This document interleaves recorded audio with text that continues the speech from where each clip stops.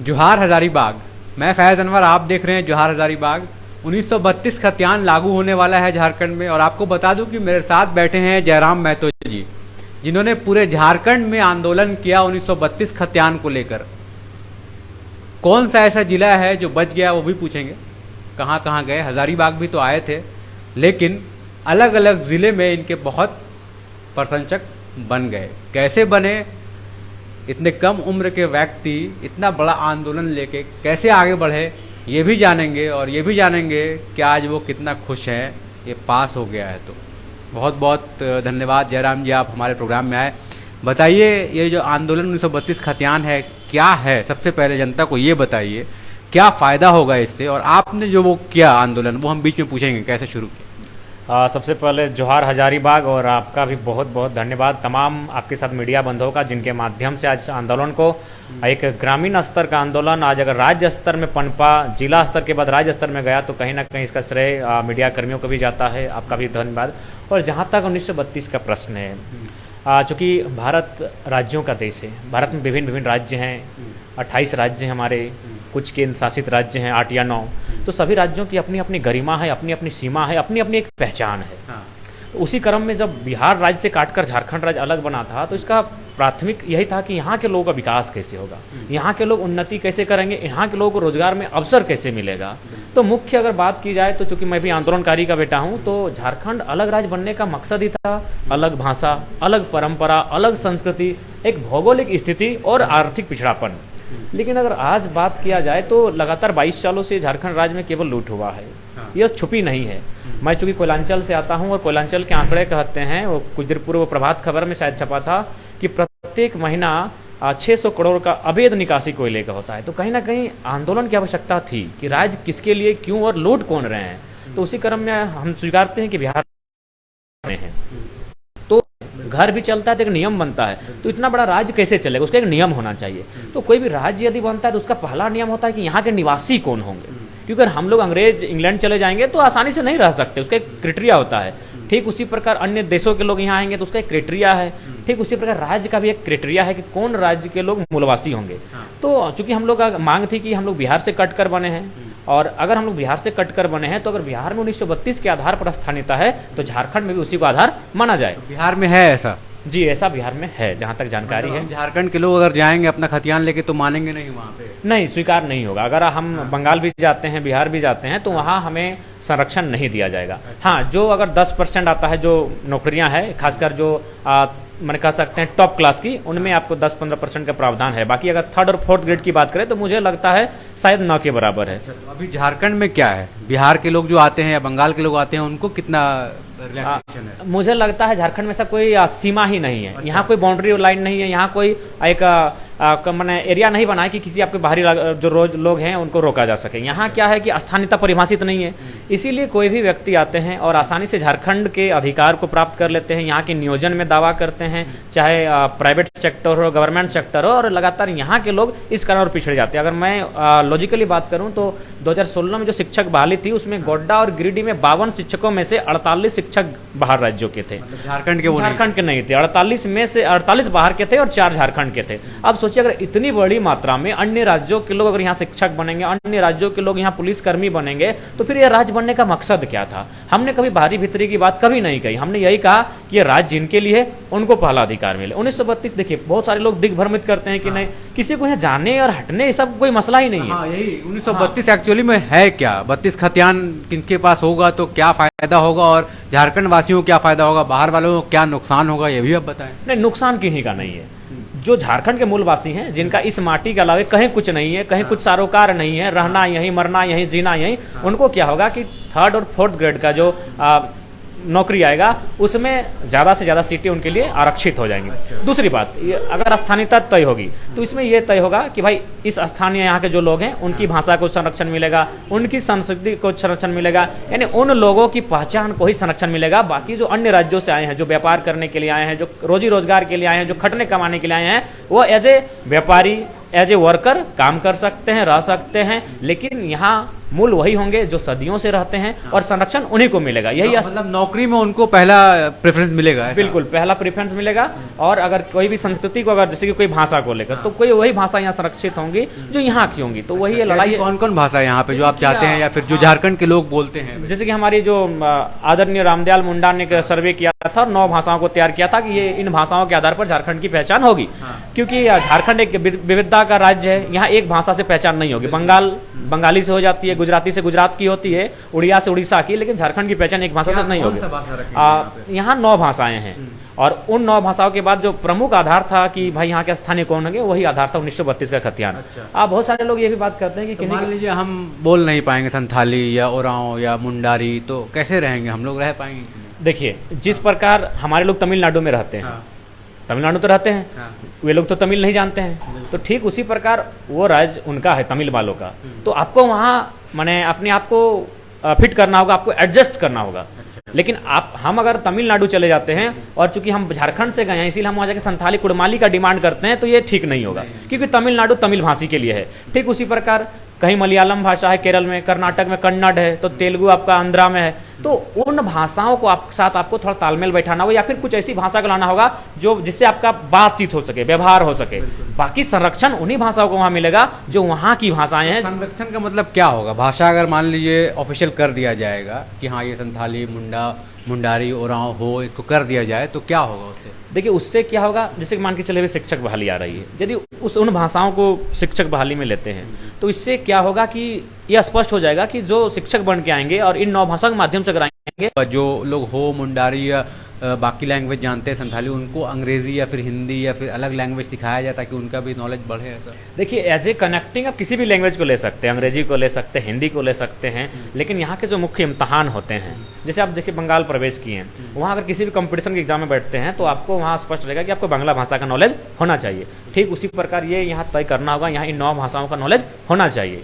और बाकी आप अगर एज ए व्यापारी आए हैं तो आपसे हमारी बातचीत करनी है ना, तो बातचीत के लिए हिंदी में बात कीजिए, अंग्रेजी में बात कीजिए, इशारों में बात कीजिए। हाँ, एग्जाम जो हो और जो प्रोत्साहन हो, उसमें माने स्पष्ट शब्दों में कहा जाए, भाषाओं को जब तक आप रोजी रोटी के साथ नहीं जोड़ते हैं, रोजगार के साथ नहीं जोड़ेंगे, तो भाषाएं खुद ना खुद खत्म हो जाएगी। क्योंकि झारखंड एक पिछड़ा क्षेत्र है, हमारा कल्चर, हम लोग जो रहे हैं वो एक जंगल परिवेश में रहने वाले लोग हैं, तो कहीं ना कहीं इससे हमको नुकसान होगा। तो 2 चीज हुई, एक तो जो नौकरियों में रिजर्वेशन बहुत ज्यादा मिलेगा झारखंडियों को, एक भाषा का जो संरक्षण करना है वो, और क्या है 1932 खतियान अगर लागू हो जाएगा तो क्या फायदा होगा, और क्या सच में ये लागू हो जाएगा, ये भी? हाँ बिल्कुल, चूंकि जो भी अगर राज्य बना है तो उसकी कोई सीमा होगी। अगर देखिए मान के चलिए, अगर ऐसा कोई बाउंड्री वाल नहीं होता, अगर कोई सीमा नहीं होती किसी राज्य की, तो कोई व्यक्ति अगर किसी राज्य में चला जाता तो इससे क्या होता, जनसंख्या ब्लास्ट हो जाता। सभी चाय दे दो चाय, हम लोग प्याला रेस्टोरेंट में बैठे हुए, आपको बता दें कि चाय जयराम जी के साथ पीने का बहुत मन था, तो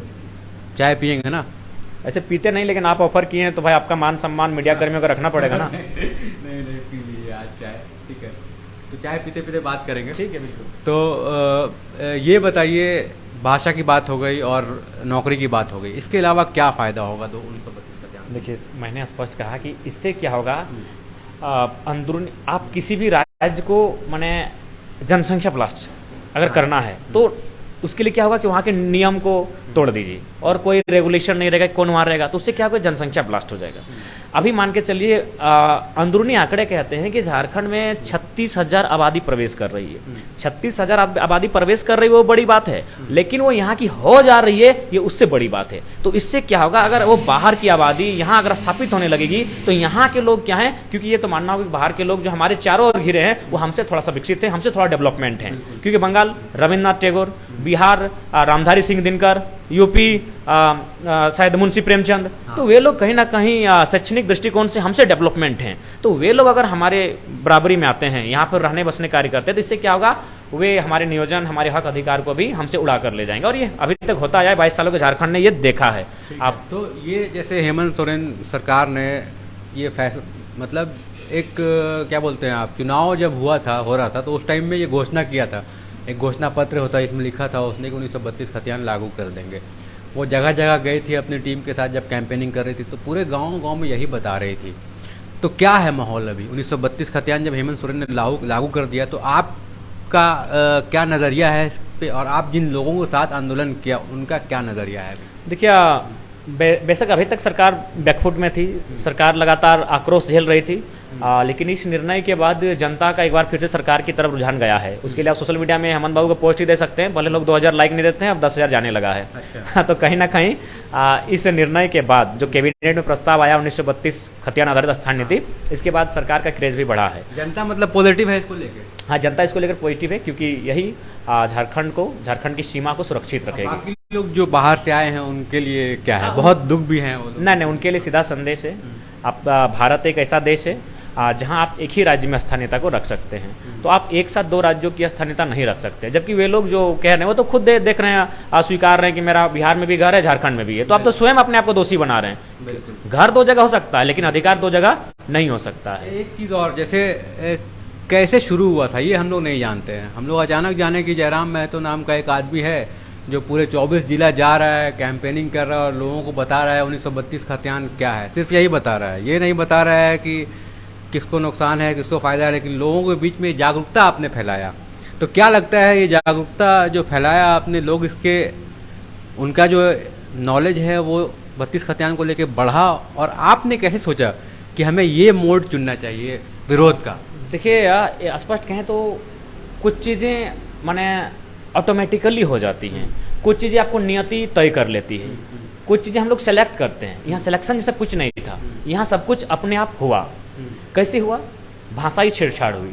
धनबाद और बोकारो में मगही, भोजपुरी, इन भाषाओं को क्षेत्रीय भाषाओं का मान्यता दिया गया।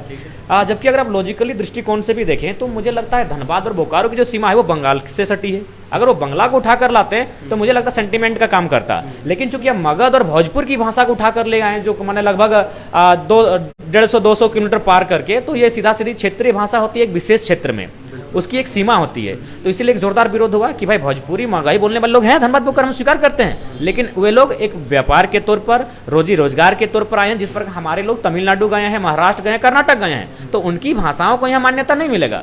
आसमान में उड़ने वाले पंछी को किसी ने नहीं दबाव दिया है कि अब तुम इस भाषा में गाओ, लेकिन तुम्हें कानूनी मान्यता नहीं मिलेगी।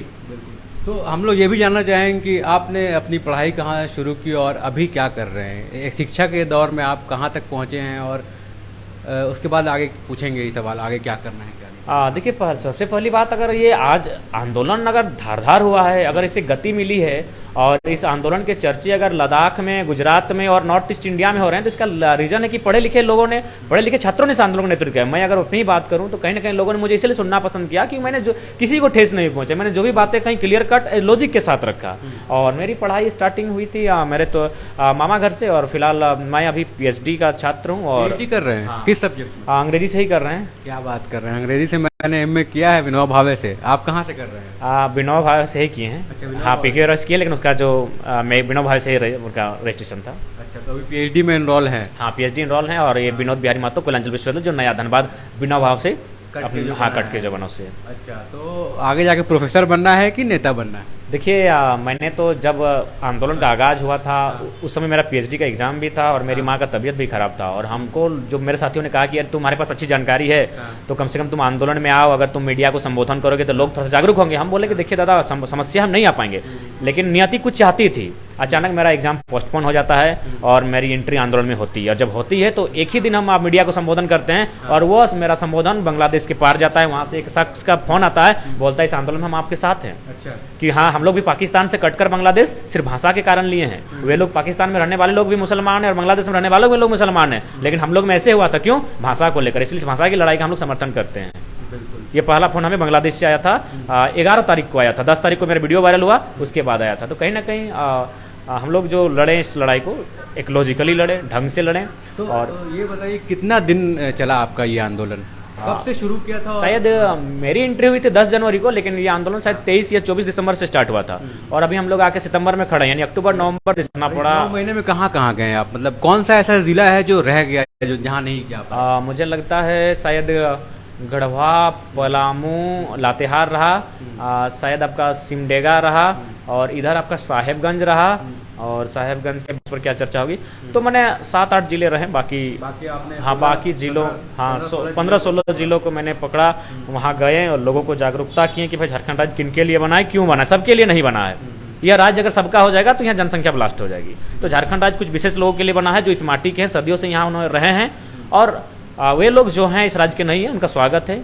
वह जो हमारे राज्यपाल महोदय का लेटर हेड में 25% है अन्य राज्यों के लिए, आइए स्वागत है वहाँ।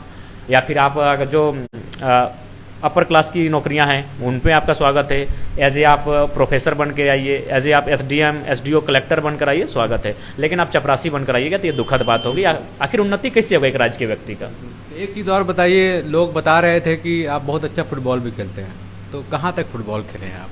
देखिए चूँकि फुटबॉल हम लोग हार्डली प्रखंड लेवल तक खेले हैं, और एक संघ मैंने एनजीओ के माध्यम से एक दो जगह खेले हैं। बाकी हम लोग ग्रामीण स्तर पर ही खेले हैं। हम लोग को उतना जानवे करते, फुटबॉल को उतना अच्छा मंच नहीं है। दूसरी बात क्रिकेट की चकाचौंध में बाकी सारे खेलों को तार तार कर दिया है। लेकिन मुझे लगता है कि खेल को एक स्कोप के रूप में देखा जाना चाहिए, क्योंकि झारखंड में फुटबॉल और हॉकी में बहुत सारी प्रतिभाएं हैं जो निकल कर सामने आएंगी। अभी जो बहनें आज देश को प्रतिनिधित्व कर रही हैं वो सिमडेगा की बहनें हैं। हमारी एक बहन है अनिता महतो जो शायद अंडर 17 में नेशनल फुटबॉल खेल रही है, इंटरनेशनल खेल रही है। तो कहीं ना कहीं प्रतिभाएं हैं झारखंड में स्पोर्ट्स में, बशर्ते उनको निखारने की आवश्यकता है। तो आप क्या करेंगे? मान लीजिए आपको नेतागिरी लाइन में आ ही गए, चुन के आगे जाके कुछ ना कुछ पोस्ट मिलेगा ही, जीत के आ जाएंगे अगर विधानसभा में, तो क्या सबसे पहले क्या काम करना चाहेंगे? मेरा मानना है कि अगर ऐसा कुछ होता है, थोड़ा सा कल्पना ही मान लेते हैं आपके सवाल को उत्तर देने के लिए, क्योंकि अभी तक तो दिल्ली काफ़ी दूर है। हाँ। तो मेरा मानना है कि आज जिस प्रकार राज्य की और देश की स्थिति है, हमको सिर्फ राज्य के लिए नहीं लड़ना है। मुझे तमाम शोषित वंचित, आप चाय पीजिए। हाँ, मुझे शोषित, अच्छा ठीक है। तो फुटबॉल का बात हो रहा था, उसके बाद बहुत सारी बातें हुई हैं, तो थोड़ा सा और हम इनको खींचेंगे अभी कि इमेजिन ही कर लेते हैं कि वो बन जाएंगे तो क्या करेंगे। मुझे शोषित वंचितों के लिए लड़ना है। तो अगर मैं राज्य की बात करूं, हमें हजारीबाग की बात करता हूं, यहाँ के जो स्थान विधायक हैं और सांसद हैं, पहला बात तो इन राज्यों के हमारे साथ नहीं है, वे लोग यहाँ के खतियानी नहीं है। अगर हैं भी तो मुझे जानकारी नहीं है, लेकिन काफ़ी धनी लोग हैं। सुनने में आया है कि हजारीबाग के विधायक का टोल टैक्स चल रहा है आपका कुलगो डुमरी में। तो मैंने कहा जाए तो आर्थिक जो है स्थिति आज अगर डमाडोल है तो उसका रीजन है कि असमानता। किसी के पास बहुत है, किसी के पास कुछ नहीं है, और खासकर झारखंड में, तो पूरे देश में ही है। खासकर झारखंड, पूजा सिंघल के पास 25 करोड़ मिलता है ईडी के छापे में। तो मुझे लगता है झारखंड में उद्योग और खनन बहुत प्रभावित करती है। आपका बगल में बड़का गांव है, मांडू है, वहाँ बहुत सारी खनन के नीतियाँ हैं, माने खनन के कार्य हैं। तो वहाँ अच्छी नीति बननी चाहिए। मुझे लगता है झारखंड के लोगों को खुशहाली मिलेगी जब उनकी आर्थिक उन्नति होगी, और मैक्सिमम क्षेत्र हमारा औद्योगिक बनता जा रहा है, और खासकर खनन नीति। तो मेरा मानना है कि अच्छी खनन नीति बननी चाहिए जो मेघालय और मिजोरम के तर्ज पर। मेघालय और मिजोरम में सुनने में आया है, हालांकि वो शायद 6 शेड्यूल का राज्य है, वहाँ है कि एक कोऑपरेटिव संस्था के माध्यम से कोयला का खनन किया जाता है, और उस कोयला की गुण के अनुसार 120 रुपया से लेकर 180 रुपया प्रति टन सरकार को रॉयल्टी दिया जाता है। तो मेरा मानना है आज कोयले की वर्चस्व में बहुत लोग शहादत हुए, बहुत लोग दबंग बने, माफिया बने, और बहुत एक मैंने फिल्म में जिस तरह हम लोग गुंडा लोग देखते थे, मैंने KGF टाइप का गड़ूरा, उस टाइप का रियल लाइफ में देखने को मिलता है। यानी इस तरह के लोग हैं। तो हम चाहेंगे उसको नियंत्रण करने के लिए कोऑपरेटिव संस्था जैसे यहाँ कानून और नीति बनने चाहिए, जो यहाँ के लोगों का कोयला में, क्योंकि मैक्सिमम कोयला मिलेगा आपको कोयलांचल के क्षेत्र में, और तो कहीं ना कहीं उससे क्या होगा कि यहाँ जिनकी ज़मीनें जाएंगी भाई, उनको एक राहत मिलेगा कि चलिए ज़मीनें हमारी गई, हमारे ज़मीन के नीचे अगर खादान संसाधन था, अगर सरकार ने इसे लिया भी तो बदले में हमें कुछ मिला, लेकिन अभी क्या मिल रहा है? सिर्फ उड़ता हुआ धूल मिल रहा है। मतलब जयराम महतो अभी आगे भी आंदोलन करते रहेंगे, ऐसा लग रहा है? हाँ, निश्चय ही बहुत सारे मुद्दे हैं आज इसको लेकर आंदोलन करेंगे। अभी नियोजन पर बात हो गई। अभी देखिए JSSC JEE का एग्जाम पोस्टपोन होता है, कैंसिल होता है। एक चोर पकड़ाता है मुंगेर से, दूसरा उड़ीसा से, यानी वो दोनों भी मेरे राज्य के नहीं है। तो इसलिए जरूरी था 1932, इसलिए जरूरी था, इस राज्य की सुरक्षा के लिए 1932 जरूरी था। बिल्कुल बिल्कुल। मतलब फ्यूचर में अपने आप को एज अ नेता देख रहे हैं, और अगर देख रहे हैं तो किस पार्टी से आएंगे? देखिए अभी तो पॉलिटिकल पार्टियों के बारे में सोचे नहीं, क्योंकि अभी बहुत सारा, हाँ। और अभी एज कितना हो रहा होगा आपका? 94 डेट ऑफ बर्थ है, तो निकाल लीजिए। अच्छा, मतलब ज़्यादा एज नहीं है अभी, तो बहुत कम ही एज है। 28-29 साल के हैं, तो 28-29 साल के हैं, तो अभी तो लंबा खेलना है क्या? अभी कह सकते हैं हम लोग का जन्म हो रहा है। अजय, अगर आप राजनीति के दृष्टिकोण से देखना चाहेंगे तो हम लोग का जन्म हो रहा है। अभी फिलहाल हम लोग उस बारे में सोचे भी नहीं है, लेकिन हम लोग मकसद होगा कि आंदोलन को ही बरकरार रखें, क्योंकि बहुत सारे मुद्दे हैं जिन पर हम लोग लड़ सकते हैं, बात कर सकते हैं, और अच्छा बात कर सकते हैं, और जिसके माध्यम से सरकार को बैकफुट पर लाकर हम अपने जो यहाँ के लोग हैं उनके लिए नीति नियम बनाने में अपना योगदान दे सकते हैं, हमारे साथी योगदान दे सकते हैं, हमारे संगठन दे सकते हैं। तो अभी लड़ाई बहुत लंबी चलेगी। तो देखिए, आज जयराम महतो हजारीबाग आए थे, और हम लोग 1932 खतियान पे इनसे बात कर रहे थे, और बहुत सारी बातें की हमने, और खुश तो बहुत है झारखंड के लोग, ऐसा बता रहे हैं 1932 का अध्ययन। और लेकिन आगे भी जयराम महतो जी आंदोलन करते रहेंगे। अभी अंग्रेजी में पीएचडी कर रहे हैं, पढ़ाई लिखाई कर रहे हैं, क्या कि अपना करियर सेफ भी करना चाहते हैं, आगे टीचर बनेंगे। और इसीलिए शायद ये 1932 का अध्ययन में लड़ रहे हैं ताकि उन्हें रिजर्वेशन मिले आगे। देखिए अब जो भी था मौका, देखिए दूसरा बात, देखिए जो पीएचडी का मामला आया था, हाँ। उसको भी आंदोलन के बाद थोड़ा सा कि जो मतलब NAAC द्वारा मान्यता प्राप्त विश्वविद्यालय से जो लोग पीएचडी करेंगे हाँ। वही लोग प्रोफेसर बन सकते हैं, लेकिन झारखंड में एक भी नहीं है NAAC। विनोबा भावे शायद नहीं है, नेक नहीं है, ए ग्रेड का था, A+, हाँ बी या सी ग्रेड, A+ और A+ या A++, जो भी है मैंने A ग्रेड का होना चाहिए। तो यहाँ हमारे झारखंड में एक भी विश्वविद्यालय को A+ का मान्यता प्राप्त नहीं है। यानी यहाँ अगर आप पीएचडी कर रहे हैं तो आप भूसा कूट रहे हैं, तो इसलिए लड़ना जरूरी था। हम भी अगर पीएचडी कर रहे हैं तो भाई वहां भी तो देखना होगा। फाइनली वो निर्णय वापस हुआ है और होना भी चाहिए, कहीं ना कहीं असंगत निर्णय था। आज किस राज्य में पीएचडी करने वाले लोग तो फिर बेकार हो जाएंगे, वे घास उखाड़ेंगे। पीएचडी करने के बाद अगर ऐसा स्थिति होगा तो दुखद है। तो कहीं ना कहीं लड़ाई हमारी अभी बहुत लंबी चलेगी। बिल्कुल, तो देखिए अभी लड़ाई लंबी चलने वाली है। खैर हम लोग आज बात कर रहे थे 1932 का अध्ययन पे, आपने भी जाना आखिर क्या फायदा होगा, इससे क्या नुकसान होगा। बहुत बहुत धन्यवाद। मैं फैज अनवर, जोहार झारखंड, आज जयराम महतो जी के साथ थे। धन्यवाद। जोहार हजारीबाग और जोहार फैज अनवर। Thank you.